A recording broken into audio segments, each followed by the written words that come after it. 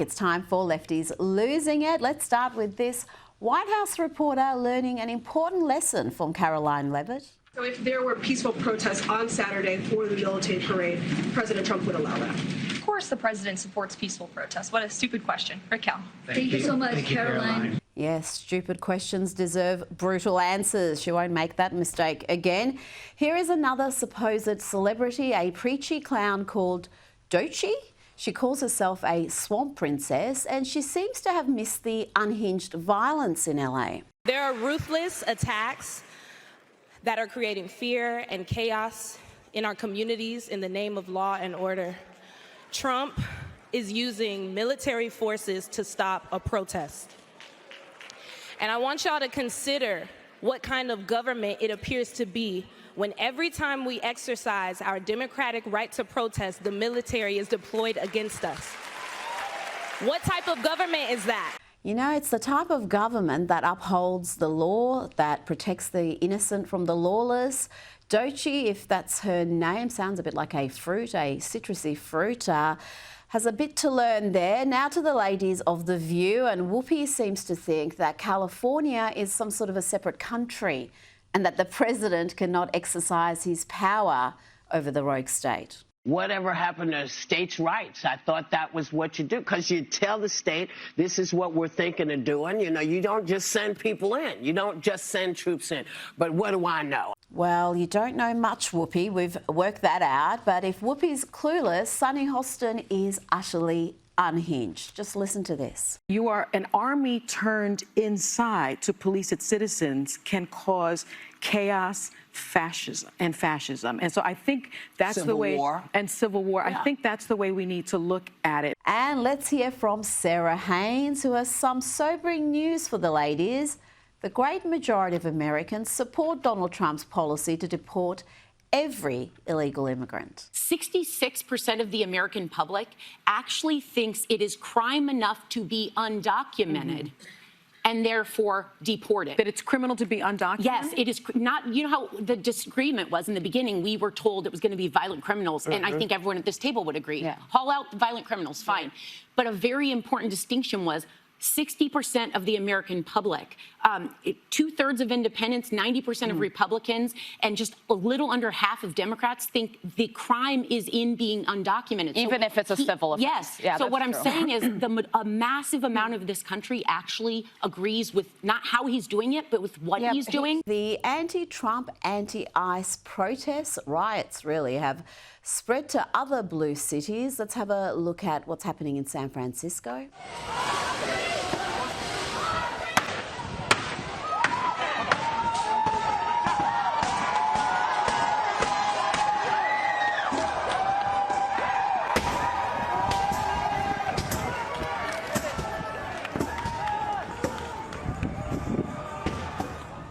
Yep, the violent protests are spreading to Democrat strongholds like San Francisco, New York, Chicago, and even south to Atlanta. Hold on. Stop. Over there. Camera right there. Holy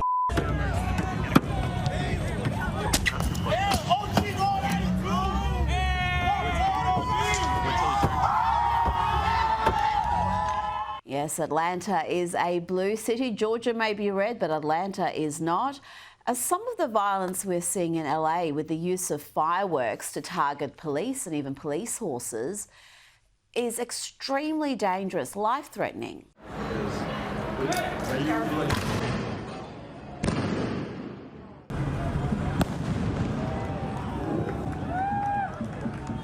Let's bring in international security expert Max Abrams. Max, some of the violence we're seeing seems opportunistic. Some of it, though, seems very much organised. You are an international security professor, an expert on terrorism. Do you consider some of this violence as acts of domestic terrorism? I think it is. You know, there's obviously a reluctance by the left to describe this kind of violence as terrorism, because terrorism is only done for ideologies that the left doesn't like. But the definition of terrorism certainly could include left-wing political violence. The standard definition that we use is a non-state actor, so we're not talking about a government, who uses violence against a civilian target for political aim. And it's always useful to keep that definition in mind when trying to determine whether we're looking at terrorism. I think that some of this violence certainly looks a lot like terrorism. I think that increasingly the violence is going to be indiscriminate. It's not going to be just directed against ICE or federal buildings or police forces and police cars.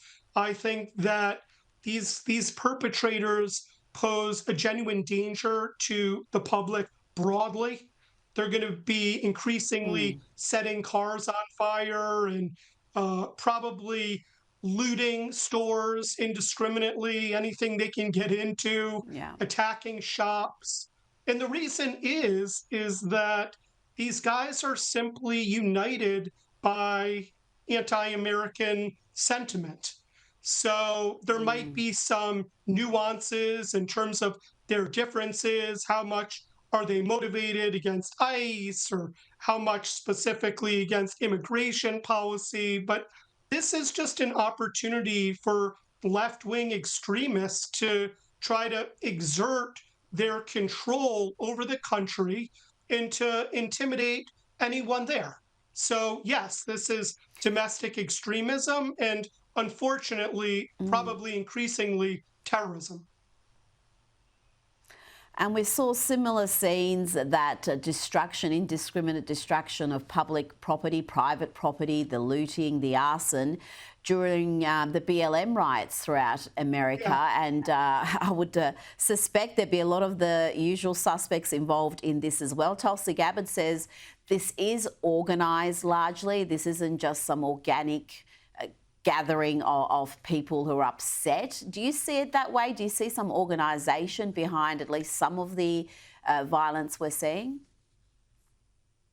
It's a combination. I mean, if you look at sort of the gear that these guys have, some of them are clearly professionals. You know, they have fancy face masks, you know, to deal with whatever the authorities are throwing at them. They know how to deal with a gas, you know, canister thrown at them. Some of them we actually know specifically who they are. And they are part of an organization. They're career criminals, if you will. But a lot of it actually is organic. So whenever there is like some kind of a left-wing extremist cause just blowing up, whatever the extremist cause du jour is on the left, you're going to get a lot of sympathizers who join in. That was true of Black Lives Matter. It's true of the global Antifada movement. That's how these guys roll. So yeah, probably in the beginning, there's a very important role in terms of like the organization, in the leadership.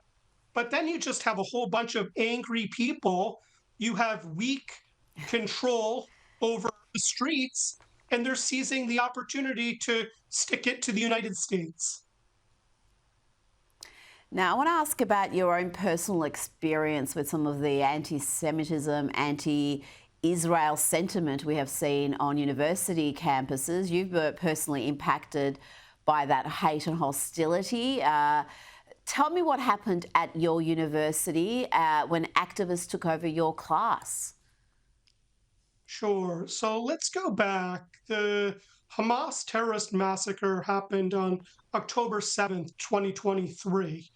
And just 3 days after that, before Israel had a chance to respond, before Israel invaded Gaza, a guy came to my office area in the hallway and put into my hand a flyer and said, you know, do you want to go to this event? And it was a pro-resistance vigil or, you know, event down the street in Cambridge.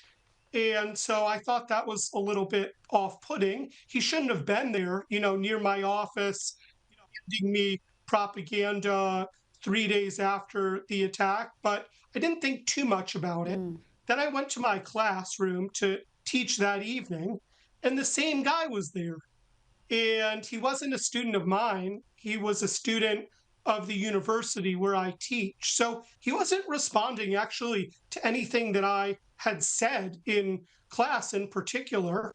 That day's class was actually not sort of relevant to him. I was basically just targeted because I'm a Jewish professor. The topic actually was going to be on right-wing extremism, but I wasn't able to teach until he left and stopped making a commotion. And then finally he just got up and started sort of prancing around the classroom saying that, I was complicit and the university was complicit. And he encouraged my students to walk out of the classroom and to attend this pro-Hamas event in Cambridge.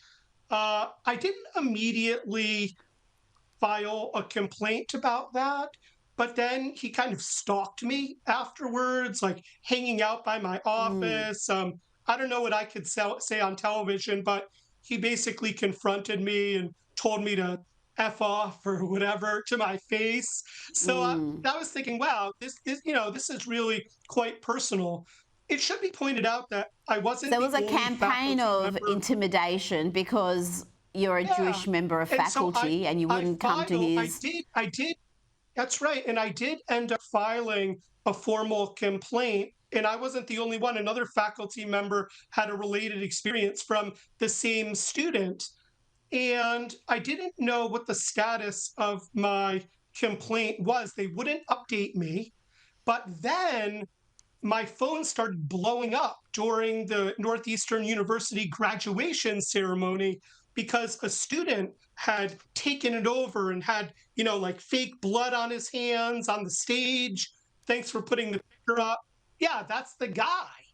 And so when I saw that, Wow. and this made it into the news, I immediately understood that my university, Northeastern University, had clearly not dealt with this student. He had gone to graduation, he had gotten his diploma, and so I was a little bit surprised because that really is pretty egregious to stalk me, to take over the classroom.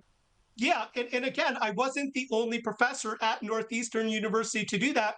We're both tenured professors. We filed complaints. We did exactly what we were supposed to do.